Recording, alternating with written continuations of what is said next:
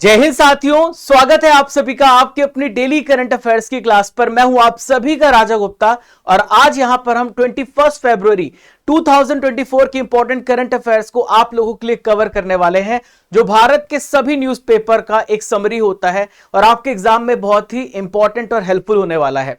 साथियों, copy pen लेकर के बैठिए और जो भी मैं आपको इंपॉर्टेंट पॉइंट बताऊं उसे आप अपनी नोटबुक पे नोट कीजिएगा, सभी इंपॉर्टेंट पॉइंट को। सुबह के 6 बज गए हैं, अपने सभी दोस्तों को मैसेज कर दीजिए कि आपकी करंट अफेयर्स की क्लास शुरू हो चुकी है, जो कि हिंदी इंग्लिश दोनों मीडियम में है। सबसे कम समय में केवल 30 मिनट में आपका लेता हूं, ताकि आप जो है कम समय में बहुत अच्छा करंट अफेयर्स पढ़ सके। 1.5 से 2 घंटा हम आपका व्यर्थ नहीं करते। स्टैटिक जीके भी मिलता है और ये क्लास नंबर है 812। तो ये फ्रेंड्स, स्टार्ट करते हैं भारत के सभी एग्जाम्स के लिए।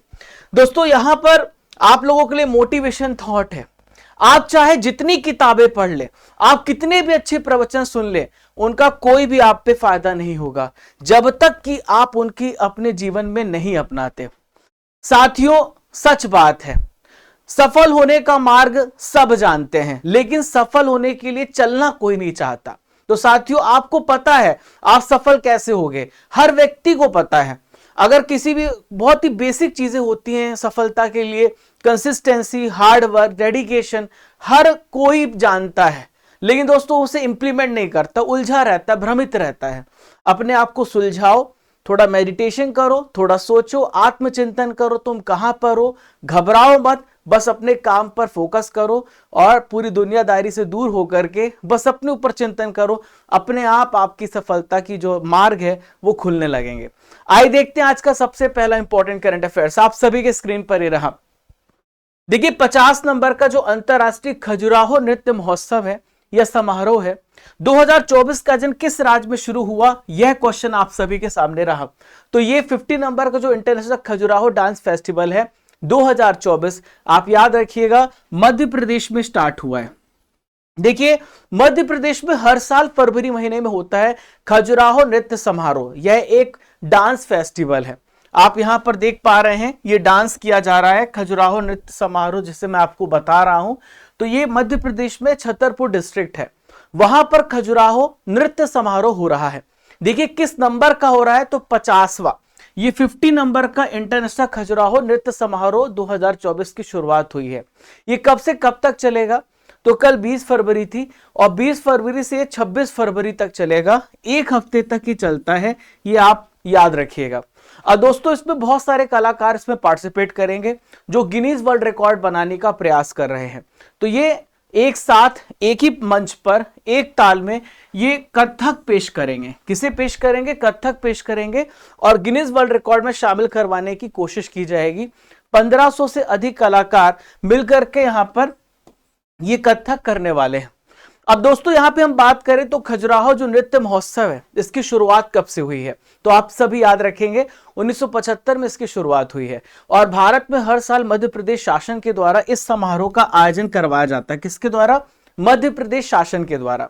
अब दोस्तों, बात यहां पे कथक की आई है, तो मैं आपको कथक के बारे में भी बताता हूं। देखिए, कथक कली है, जो कथक कली होता है केरल राज्य में, लेकिन यहां पे बात कथक की है, तो कथक जो है उत्तरी भारत में किया जाता है और खासकर अगर बात करें तो यूपी राज्य में, कहां पर, उत्तर प्रदेश राज्य में, आप याद रखिएगा, कथक किया जाता है और पूरे उत्तरी भारत में किया जाता है, पर बेसिकली मुख्यतः यूपी में। देखिए, भारत का जो क्लासिकल डांसेस है उनमें से एक डांस कथक है। बहुत सारे आपसे क्वेश्चन पूछे जाते हैं, जैसे कल ही क्वेश्चन पूछा गया था बिरजू महाराज जी के बारे में, एसएससी जीडी में प्रश्न था कि बिरजू महाराज जी का संबंध किस नृत्य से है। तो आप सभी याद रखेंगे, बिरजू महाराज जो हैं ये कथक नर्तक हैं। इसके अलावा पंडित शंभू महाराज, सितारा देवी जी और पंडित अच्छन महाराज, इन सभी का नाम आप याद रखेंगे, ये सभी प्रमुख कथक नर्तक हैं। अब दोस्तों, बात यहां पे महोत्सव की आई है, तो जितने भी इंपॉर्टेंट महोत्सव अभी हुए हैं, आपको तो पता है मेरी आदत, मैं आपको सारी चीजें रिवाइज करा देता हूं ताकि आपके दिमाग में सेट हो जाए। तो साथियों, परीक्षा संजीवनी में मैं आपको मेजर फेस्टिवल्स के बारे में बताने वाला हूं। तो मध्य प्रदेश में कूनो वन महोत्सव अभी मनाया गया, अंतरराष्ट्रीय गीता महोत्सव, और एक और मैंने आपको हरियाणा में बताया था, फरीदाबाद में सूरजपुर अंतरराष्ट्रीय सूरज कुंड जो फरीदाबाद में अभी यहां पर इसका आयोजन किया गया। 54 नंबर के अंतरराष्ट्रीय फिल्म महोत्सव का आयोजन कहां पर हुआ है? गोवा में हुआ है। और लेवेंडर महोत्सव कहां पर हुआ? जम्मू कश्मीर में हुआ है। अर्बन क्लाइमेट फिल्म महोत्सव कहां पर हुआ? कोलकाता में। मोनलम चेनमो उत्सव ये लेह में आयोजित किया गया। माघी मेला उत्सव पंजाब में। और ताज महोत्सव साथियों आगरा में इसका आयोजन किया गया। याद हो गया बहुत कुछ। अब आइए बढ़ते हैं अगले प्रश्न की तरफ। खेलो इंडिया यूनिवर्सिटी गेम्स का जो चौथा संस्करण है हाल ही में किस राज्य में शुरू हुआ है? The fourth edition of Khelo India university games has begin in which state? तो साथियों मैंने पहले आपको उसका शुभंकर बताया था, अब मैं आपको बता रहा हूं कि कहां पे स्टार्ट हो चुका है और इससे रिलेटेड जितने भी क्वेश्चन बन सकते हैं वो भी हम आने वाले समय में डिस्कस करेंगे। तो दोस्तों असम राज्य में आपको याद रखना है, कहां पर? असम राज्य में खेलो इंडिया यूनिवर्सिटी गेम्स का चौथा संस्करण शुरू हो चुका है। अभी आपको मैंने बताया था खेलो इंडिया यूथ गेम्स जो कि तमिलनाडु में समाप्त हो चुका है। अब यहां पर खेलो इंडिया यूनिवर्सिटी गेम्स का यहां पर शुभारंभ किया गया। कहां पर? असम राज्य में। ये कब से कब तक चलेगा? 10 दिनों तक चलेगा। 19 से लेकर 29 फरवरी तक इसका आयोजन किया जाएगा गुवाहाटी जगह पर। देखिए आपको मैंने शुभंकर बताया था वो है अष्टलक्ष्मी। अष्टलक्ष्मी किसको रिप्रेजेंट करती है? तो ये बटरफ्लाई को, तितली को रिप्रेजेंट करते हैं। इसमें टोटल जो गेम्स होंगे 20 होंगे। बहुत सारे एथलीट इसमें पार्टिसिपेट करेंगे और भारत के बहुत सारी यूनिवर्सिटीज यहां पर पार्टिसिपेट करेंगे। इसका आयोजन इसलिए किया जाता है ताकि यूनिवर्सिटीज के बीच में कंपटीशन हो और वहां से बहुत अच्छे खिलाड़ी भारत को रिप्रेजेंट करें इंटरनेशनल लेवल पर। तो एक प्रकार से मंच प्रदान किया जाता है, प्लेटफॉर्म प्रदान किया जाता है उन सभी खिलाड़ियों को कि वो अपना जो प्रतिभा है वो प्रदर्शित कर सके। अब दोस्तों खेलो इंडिया यूथ गेम्स जो पहला संस्करण हुआ था 2018 में हुआ था और तब से लेके हर साल इसका आयोजन किया जा रहा है। लेकिन दोस्तों अगर आपसे मैं पूछूं कि खेलो इंडिया यूनिवर्सिटी गेम्स कब से स्टार्ट हुआ है तो 2020 आप याद रखिएगा ये स्टार्ट हुआ है और इस बार इसका चौथा संस्करण है। जो सबसे पहला संस्करण था वो कहां पर हुआ था? ओडिशा के भुवनेश्वर शहर में इसका शुभारंभ किया गया था और इस बार चौथा संस्करण गुवाहाटी असम में हो रहा है। खेलो इंडिया यूथ गेम्स को थोड़ा रिवाइज कर लेते हैं। तो खेलो इंडिया यूथ गेम्स कब से कब तक हुआ? 19 से लेकर 31 जनवरी के बीच में हुआ, तमिलनाडु में हुआ है और इस बार छठवां संस्करण था 2024 का। इसमें सबसे ज्यादा जो मेडल किसने जीते हैं? महाराष्ट्र ने मेडल जीते हैं 158। सेकंड नंबर पे तमिलनाडु, थर्ड नंबर पे हरियाणा था। देखिए इसका आयोजन कहां पर हुआ था? ये चेन्नई, त्रिची, मदुरई, कोयंबटूर, तमिलनाडु में इसका आयोजन किया गया था। वीरा मागाई वेलु नचियार इसका मस्कट था, शुभंकर था। ये भी आपसे पूछा जा सकता है, ये भी आप सभी याद रखिएगा। अब आइए बढ़ते दोस्तों अगले प्रश्न की तरफ। तीसरा प्रश्न आप सभी के स्क्रीन पर ये रहा, बहुत ध्यान से सुनिएगा हर एक पॉइंट को। भारतीय नौसेना का जो सैन्य अभ्यास है ये मिलन 24 ये कहां पर शुरू हुआ है? Where has India's Navy military exercise Milan 24 has begun? तो मिलन 24 जो अभ्यास है ये विशाखापट्टनम में शुरू हुआ। कहां पर? विशाखापट्टनम में। देखिए विशाखापट्टनम आपको आंध्र प्रदेश में देखने को मिलेगा और आंध्र प्रदेश में आपको मैं बता दूं आंध्र प्रदेश की नई राजधानी विशाखापट्टनम हो सकती है, ऐसी घोषणा वहां के मुख्यमंत्री ने की है। और यहीं पर भारतीय नौसेना का सैन्य अभ्यास हो रहा है मिलन 24। तो दोस्तों 19 फरवरी 2024 को यह सबसे बड़ा जो सैन्य अभ्यास है मिलन 24 इसकी शुरुआत हो गई है। देखिए नाम से स्पष्ट है साथियों, मिलन लगा हुआ है तो आप इस समझ जाइएगा मिलन किसका? बहुत सारी नौसेनाओं का। तो यहाँ पे 51 कंट्रीज की जो नौसेनाएं हैं वो इसमें पार्टिसिपेट कर रही हैं।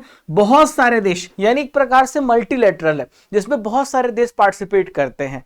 तो ये इस अभ्यास का जो नाम अगर आपसे पूछो तो आप बताएंगे ये मल्टीलेटरल नेवल एक्सरसाइज है मिलन 24।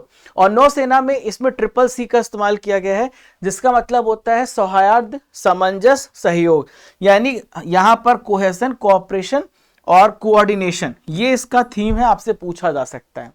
अगला क्वेश्चन आप सभी के स्क्रीन पर ये रहा, पंजाब चुनाव आयोग के द्वारा स्टेट आइकन किसे बनाया गया? Who has been made state icon by the Punjab election commission? तो पंजाब इलेक्शन कमीशन ने यहां पर वोटर्स के बीच में जागरूकता बढ़ाने के लिए एक स्टेट आइकन घोषित किया है और भारत के जो बल्लेबाज हैं यह है शुभमन गिल, इन्हें स्टेट आइकन घोषित किया गया है। किसे? शुभमन गिल को। ठीक है, तो दोस्तों यहां पर आप देख पा रहे हैं ये स्टार बल्लेबाज हैं भारत के और शुभमन गिल को यहाँ पे पंजाब चुनाव आयोग ने स्टेट आइकन घोषित किया है। और अभी आप सभी को पता है कि इस साल लोकसभा का चुनाव होने वाला है, तो इसी दौरान ज्यादा से ज्यादा वोटर का टर्नआउट देखने को मिले, 70% से ज्यादा वोटिंग प्राप्त की जा सके, इसलिए इनको यहां पर स्टेट आइकन घोषित किया गया है। देखिए, पंजाब जो राज्य चुनाव आयोग है, इसका काम क्या होता है? पंजाब राज्य चुनाव आयोग का जो स्थानीय संस्थाएं हैं, जो वहां पर पंचायत का चुनाव होता है, वो स्टेट इलेक्शन कमीशन ही कराता है। और जो भारत का जो इलेक्शन कमीशन होता है, उसका काम होता है राष्ट्रपति, उपराष्ट्रपति, सभी राज्य की विधानसभा और यहां पर उसका चुनाव कराना। लेकिन जो स्थानीय संस्थाओं का चुनाव होता है, पंचायत का चुनाव, वो राज्य की जिम्मेदारी है। ठीक है, तो पंजाब राज्य चुनाव आयोग पंचायतों की चुनाव कराता है। अब देखिए, एक आर्टिकल है, वो आपसे पूछा जा सकता है, आर्टिकल 243 के, इसके तहत राज्य निर्वाचन आयोग जो है यहां पर नगरीय संस्थाओं का चुनाव का संचालन करता है। अब दोस्तों, भारत के चुनाव आयोग की बात कर लेते हैं। तो जो भारत का चुनाव आयोग है 1950 में स्थापित हुआ 25 जनवरी को। और मैंने आपको करंट अफेयर्स में बताया था 25 जनवरी को नेशनल वोटर्स डे मनाया जाता है, राष्ट्रीय मतदाता दिवस मनाया जाता है, मैंने आपको करंट अफेयर्स में बताया था। ठीक है, और इसका काम होता है लोकसभा, राज्यसभा, सभी राज्य की विधानसभा, प्रेसिडेंट, वाइस प्रेसिडेंट, इन सब के चुनाव को संचालित करने का काम इसका होता है। संविधान में जो भाग 15 है, जो आर्टिकल 324 से लेकर 329 है, वो चुनाव आयोग से रिलेटेड है।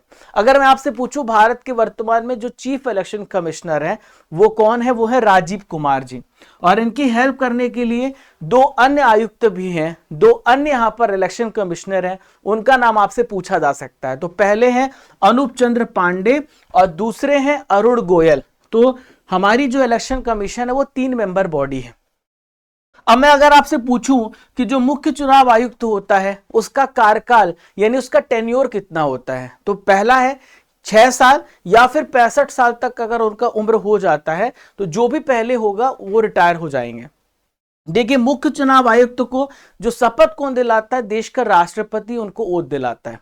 अभी वर्तमान में कितनी राष्ट्रीय पार्टियां हैं? तो वर्तमान में 6 नेशनल पार्टियां हैं। आपसे पूछा जा सकता है आने वाले एग्जाम में, तो उसमें बीजेपी है, दूसरा यहां पर भारतीय राष्ट्रीय कांग्रेस है, तीसरा बहुजन समाज पार्टी है, चौथा नेशनल पीपल्स पार्टी है, अभी आम आदमी पार्टी की एंट्री हो गई है, और छठवीं जो पार्टी है communist party of India, Marxist है। तो 6 नेशनल पार्टियां हैं भारत में। साथियों, आप यहां पर स्टडी कर एप्लीकेशन देख रहे हैं। ये एप्लीकेशन आपको यहां पर बहुत सारी टेस्ट सीरीज और साथ ही साथ इस क्लास की पीडीएफ और बहुत सारी टॉपिक वाइज पीडीएफ भी आपको प्रदान करता है।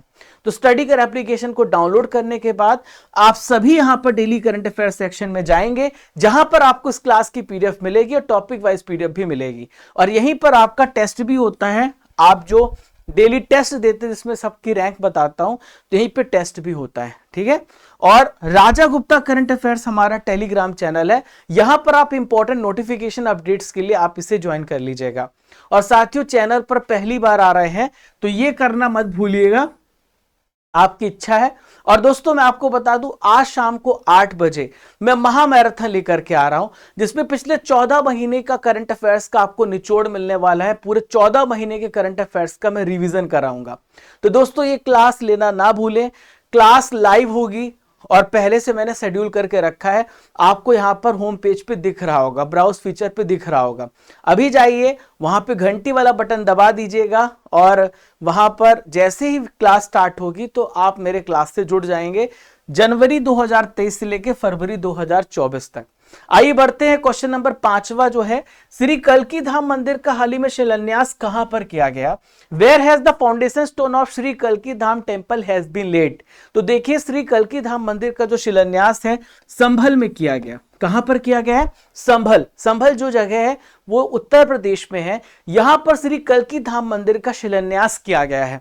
और किसने शिलान्यास किया है? तो आप बताएंगे, जो पीएम नरेंद्र मोदी जी हैं उन्होंने यहां पर इसका शिलान्यास किया है। फाउंडेशन स्टोन यहां पर रखा है। उत्तर प्रदेश के संभल जिले में श्री कल्की धाम मंदिर का शिलान्यास किया गया है। जो श्री कल्की धाम मंदिर है, यहां पर आप इस प्रकार से देख पा रहे हैं, इसका मॉडल यहां पर इनॉग्रेशन किया गया, ऐसा ये बनेगा जो आप देख पा रहे हैं। और जो कल्की है, भगवान कल्की, ये भगवान विष्णु के 10वें अवतार माने जाते हैं। तो तो आप ये भी याद रखिएगा, भगवान कल्कि को भगवान विष्णु का 10वां अवतार माना जाता है। जो मंदिर का कंस्ट्रक्शन होगा वो कौन करेगा, तो श्री कल्कि धाम निर्माण ट्रस्ट है, तो ये यहां पर इसका कंस्ट्रक्शन करेंगे। जिसके हेड कौन है, इनका नाम है आचार्य कृष्णम। क्या नाम है इनका, आचार्य कृष्णम, प्रमोद कृष्णम। तो ये यहां पर इसका कंस्ट्रक्शन करने वाले हैं, ये भी आप याद रखिएगा दोस्तों। इसमें इसके अलावा हाल ही में पीएम मोदी जी ने लखनऊ में 10 लाख करोड़ रुपए से अधिक की परियोजनाओं का शुभारंभ किया है।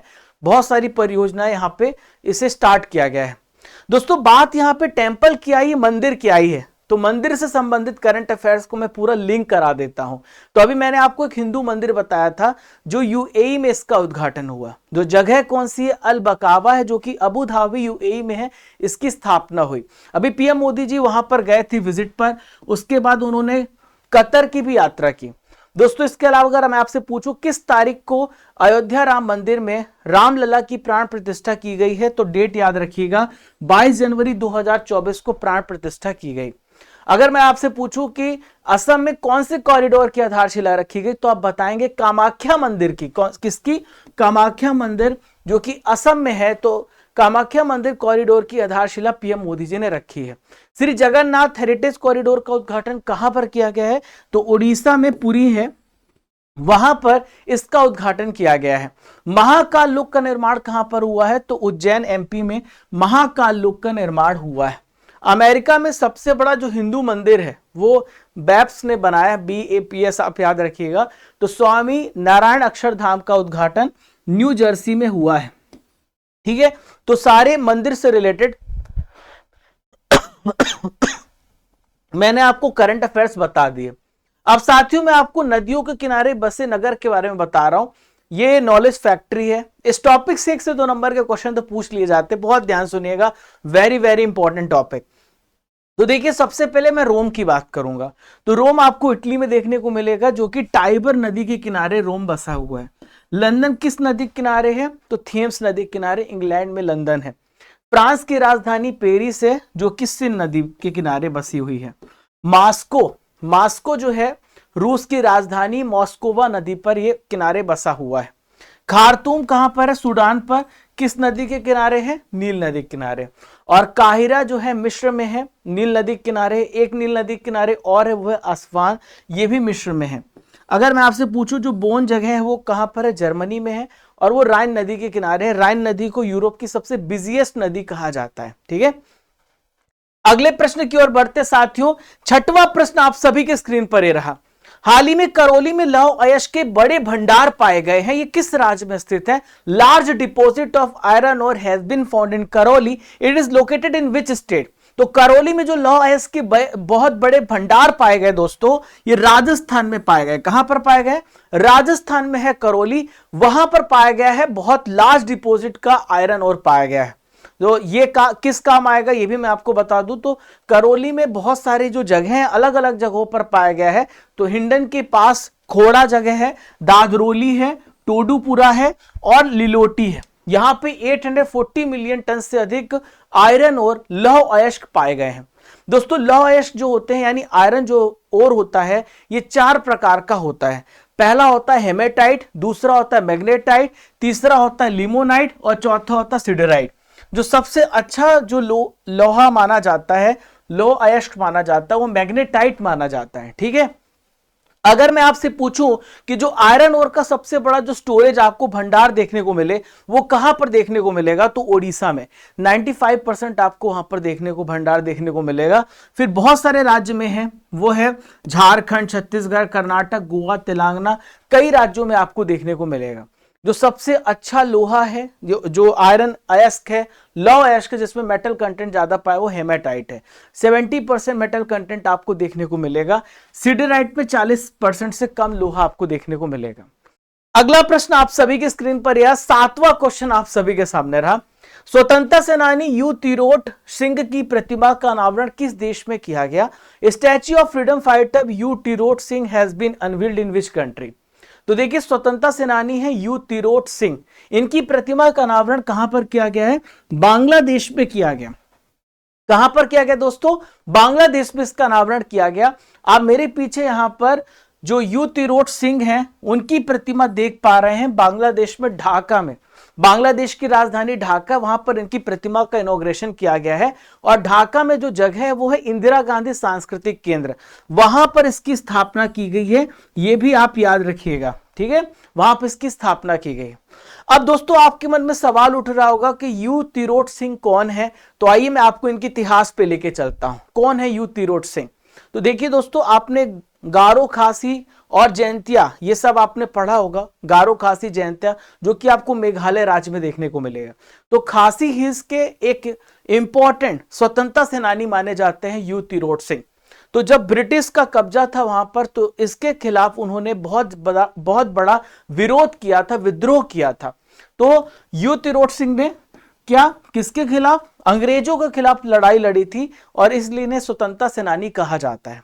और तिरोट सिंह एक आदिवासी मुखिया थे, यानी ट्राइबल लीडर थे, जिन्हें मेघालय में खासी पहाड़ियों का नायक भी जाना जाता है, यहां पर इन्हें बोला जाता है। देखिए 1835 में इनकी मृत्यु हो गई और फिर मेघालय में इनकी याद पर यू तिरोट सिंह दिवस भी मनाया जाने लगा। तो ये भी आप याद रखिएगा। अब दोस्तों यहाँ पे बात यहाँ पर स्टैचू की आई है, इनका स्टैचू का अनावरण किया है। तो बहुत सारे स्टैचू अभी हाल ही में स्थापित किए गए हैं, एक बार मैं आपको उसका पूरा रिवाइज करा देता हूं। तो देखिए यहाँ पर रविन्द्रनाथ टैगोर की प्रतिमा मैं आपको दिखाता हूं। तो रविन्द्रनाथ टैगोर की प्रतिमा देख रहे हैं। यहाँ पे भारत के जो विदेश मंत्री एस जयशंकर साहब हैं, तो वियतनाम के बाक निन शहर पर यहां पर जयशंकर जी ने रविन्द्रनाथ टैगोर की प्रतिमा का अनावरण किया है। पूछा जाएगा, अभी एक एसएससी में क्वेश्चन पूछा गया, यूपी पुलिस कांस्टेबल में क्वेश्चन पूछा गया कि तमिल कवि और दार्शनिक तिरुवल्लुवर की प्रतिमा कहां पर स्थापित की गई है? तो फ्रांस की सेर्गी जगह पर 10 दिसंबर 2023 को इनकी प्रतिमा का अनावरण किया गया है। और यहां पर अगर मैं आपसे पूछूं गांधी जी की जो प्रतिमा है वो कहां पे स्थापित की गई है? तो गांधी जी की जो प्रतिमा है ये वियतनाम की जो होची मिन सिटी है वहां पर एस जयशंकर जी ने इनकी प्रतिमा अनावरण किया है। अभी भारत मंडपम जहां पे G20 सम्मेलन हुआ जो कि दिल्ली में है, वहां पे जैसे ही आप मंडपम पे एंटर होंगे तो वहां पे आपको नटराज की मूर्ति देखने को मिलेगी। तो सबसे बड़ी 27 फीट ऊंची नटराज की मूर्ति यहां पर स्थापित की गई भारत मंडपम में। आइए बढ़ते साथियों क्वेश्चन नंबर 8, 8वें प्रश्न की तरफ। अरुणाचल प्रदेश का 38वां राज्य दिवस कब मनाया गया? When was Arunachal Pradesh 38 statehood day celebrated? तो देखिए साथियों 20 फरवरी को मनाया गया अरुणाचल प्रदेश का 38वां राज्य दिवस। कब मनाया गया? 20 फरवरी। तो 20 फरवरी 1987 को अरुणाचल प्रदेश राज्य का गठन किया गया था और इसी याद पर हर साल 20 फरवरी को अरुणाचल प्रदेश राज्य का दिवस मनाया जाता है, जो कि 20 फरवरी को मनाया जाता है। इसे पूर्ण राज्य का दर्जा दिया गया था 20 फरवरी 1987 को। देखिए अरुणाचल प्रदेश में बहुत सारी विवादित जगह है, ठीक है। वहां पर चाइना जो है वो अपना कब्जा करने की कोशिश करता है। आपने आए दिन देखा होगा कि अरुणाचल प्रदेश के बहुत सारे विलेजेस से बहुत सारे गांव हैं उसका नाम चेंज कर देता है और अपने मैप में अरुणाचल प्रदेश के बहुत सारे हिस्से को अपना बता देता है। तो भारत ने भी यहाँ पर पूरी कमर कसी हुई है। चाइना को यहाँ पर सबक सिखाने के लिए हमने वहां पर अपने डिफेंस को बहुत मजबूती से रखा है, ठीक है। देखिए 1972 में पहले अरुणाचल प्रदेश एक यूनियन टेरिटरी था, बाद में 1987 में ये भारत का राज्य बना, ठीक है, पूर्ण राज्य बना। अब देखिए बात यहाँ पे अरुणाचल प्रदेश की आई है, तो आप यहां से लोकेशन तो देख पा रहे हैं, अरुणाचल प्रदेश की लोकेशन है, चाइना से लगा हुआ है और इसकी सीमा म्यांमार से भी लगी हुई है। और यहीं पर हमने अभी फैसला किया है कि म्यांमार से एंट्रेंस ना हो, तो हम यहां पर क्या फेंसिंग कर रहे हैं, यहां पे बाड़ लगा रहे हैं। अरुणाचल प्रदेश की राजधानी ईटानगर है। केवल त्रिविक्रम परनाइक यहाँ के गवर्नर हैं और पेमा खांडू साहब यहाँ के चीफ मिनिस्टर है। 60 विधानसभा सीटें हैं, एक राज्यसभा सीट है और 2 लोकसभा सीट है, ठीक है। अरुणाचल प्रदेश का जो स्टेट बर्ड है वो भी आप याद रखिएगा, वो है ग्रेट इंडियन हॉर्नबिल, ठीक है। और अरुणाचल प्रदेश का जो राजकीय फूल है वो है द्रौपदी माला। यहाँ का स्टेट ट्री है होलांग। यहाँ का जो स्टेट एनिमल है वो है मिथुन, उसको गयाल भी कहते हैं। ये भी सभी पॉइंट आप याद रखिएगा। और इसके अलावा यहाँ पे 2 इंपॉर्टेंट नेशनल पार्क, एक नामदफा और दूसरा है मौलिंग राष्ट्रीय उद्यान। अगले प्रश्न की तरफ बढ़ते हैं। ऋतुराज सिंह का हाल ही में निधन हो गया है और ये किस क्षेत्र से संबंधित थे? Rituraj Singh has passed away, who was he? तो दोस्तों ऋतुराज सिंह एक्टर थे, अभिनेता थे। कार्डियक अरेस्ट की वजह से 59 इयर्स की एज में इनका निधन हो गया। आपने इनको बहुत सारे सीरियल एक्टर में लीड रोल में देखा होगा। अनुपमा नाम का कोई सीरियल आता था, मैंने पढ़ा, तो ये बहुत सारे जगहों पर आपको देखने को मिले होंगे। वेब सीरीज में काम किया है, टेलीविजन के क्षेत्र में, सिनेमा के क्षेत्र में इन्होंने काम किया है, और कार्डियक अरेस्ट की वजह से अभिनेता का निधन हो गया है। अब दोस्तों बात यहाँ पे परीक्षा संजीवनी में करेंगे हाल ही में हुए निधन की, जिनका निधन हुआ है। तो सबसे पहले बात करेंगे चिली के पूर्व राष्ट्रपति सेबेस्टियन पिनेरा का निधन हुआ है। कश्मीर के जो कवि हैं और पत्रकार है फारूक नाजकी, इनका भी निधन हो गया है। बहुत बड़े इतिहासकार आर चंपक लक्ष्मी का निधन हुआ है। डॉक्टर प्रभा अत्रे का संबंध शास्त्रीय गायिका थी, उनका निधन हो चुका है। आज का आखिरी इंपॉर्टेंट करंट अफेयर आप सभी के सामने रहा, तो ये रहा लास्ट क्वेश्चन। किरियाकोस मित्सोताकिस किस देश के प्रधानमंत्री हैं जो 4 दिन की भारत की यात्रा पर आए हैं? तो दोस्तों किरियाकोस मित्सोताकिस आप याद रखिएगा, ये ग्रीस के, कहां के? ग्रीस के प्रधानमंत्री हैं जो भारत की 4 दिन की यात्रा पर आए हैं। आइए मैं आपको इनसे मिलवाता हूं, आइए मैं आपको दिखाता हूं। 4 दिन की यात्रा पर आए, इनका स्वागत करते हैं हम सभी। तो ग्रीस के प्राइम मिनिस्टर आप देख पा रहे हैं, ये भारत की 4 दिन की यात्रा पर आए हैं। देखिए रायसीना डायलॉग हर साल होता है। पिछले बार इटली की जो प्रधानमंत्री जॉर्जिया मेलोनी थी वो अध्यक्ष बनाई गई थी, और इस बार ये मुख्य अतिथि के रूप में मौजूद रहेंगे। रायसीना डायलॉग जो कि न्यू दिल्ली में होगा, बहुत सारे देशों को आमंत्रित किया जाता है ताकि भारत के साथ मिलकर के बहुत सारे देश मिलकर के आगे बढ़े। तो 9वां नंबर का रायसीना डायलॉग न्यू दिल्ली में होने वाला है। ये मुख्य अतिथि हैं और ये मुख्य वक्ता भी होंगे। क्लियर है? तो ग्रीस के जो प्राइम मिनिस्टर 15 साल के बाद भारत का ये पहला दौरा कर रहे हैं। ठीक है, अब दोस्तों ग्रीस की बात करें तो मैंने आपको करंट अफेयर्स में ग्रीस के बारे में बताया था। तो पहले ग्रीस की लोकेशन देखो आप, ये ग्रीस है, मेडिटेरियन सी है, इसके जस्ट ऊपर है, यहां पर आपको इटली देखने को मिल रहा है। ग्रीस की राजधानी एथेंस है। अभी समलैंगिक विवाह को यहां पर वैध घोषित किया गया है, और यूरोप का पहला ऐसा ये क्रिश्चियन कंट्री है जिसने, ऑर्थोडॉक्स कंट्री है जिसने समलैंगिक विवाह को वैध घोषित किया है। अगर आप देखें दोस्तों, गौर करें, तो जो 10 महत्वपूर्ण करंट अफेयर्स होता है वो हमारा 25 से 27 मिनट में फिनिश हो जाता है। हम तो आपको 7-8 मिनट एक्स्ट्रा इसलिए देते हैं ताकि पुरानी चीजें मैं आपको दोहरा करके रिवाइज करा सकूं। और आप ये भी गौर करिएगा कि जो अगले आने वाले 7 मिनट होंगे उसमें मैं आपको 35 से 40 प्रश्न करा देता हूं रिवीजन में। तो ये बड़ी बात है दोस्तों, इस चीज को आप गौर करा करिए, समझा करिए, और आप दूसरों को भी बता सकते हैं। तो अब बारी है RRR सेशन की, हमारे पहले सेगमेंट में, जिसमें हम पुराने महीनों के करंट अफेयर्स का रिवीजन कर रहे हैं। अभी नवंबर महीने का रिवीजन चल रहा है। तो पहला प्रश्न आप सभी की स्क्रीन पर ये रहा, और मैं आशा करता हूं कि आप बहुत जल्द इसका उत्तर देंगे। अच्छा, एक बात और मैं आपको बता दूं, मैं किसी दिन लाइव रहूंगा, किसी दिन मेरा जो क्लास होगा रिकॉर्डेड रहेगा। आज रिकॉर्डेड है, कल मैं लाइव आऊंगा, ऐसे मिक्स करके चलाऊंगा। ठीक है, दोनों तरीके से, ताकि बहुत सारे जो मैं कार्य करता हूं वो भी डिसबैलेंस ना हो और आपका भी मेरे साथ इंटरेक्शन बना रहे। तो दोनों माध्यम से मैं जुड़ता रहूंगा, आप मेरी टीम के साथ भी जुड़ते रहेंगे। तो पहला क्वेश्चन देखते हैं, एंटोनियो कोस्टा किस देश के प्राइम मिनिस्टर थे जिन्होंने अपने पद से इस्तीफा दे दिया है? तो ये पुर्तगाल के प्राइम मिनिस्टर थे, इन्होंने अपने पद से रिजाइन किया है। भारत के महासर्वेक्षक के रूप में हाल ही में किसे अपॉइंट किया गया? तो यह है हितेश मकवाना। हाल ही में भारतीय तटरक्षक बल के किस जहाज को सेवा मुक्त कर दिया गया है? तो इसका नाम है संग्राम।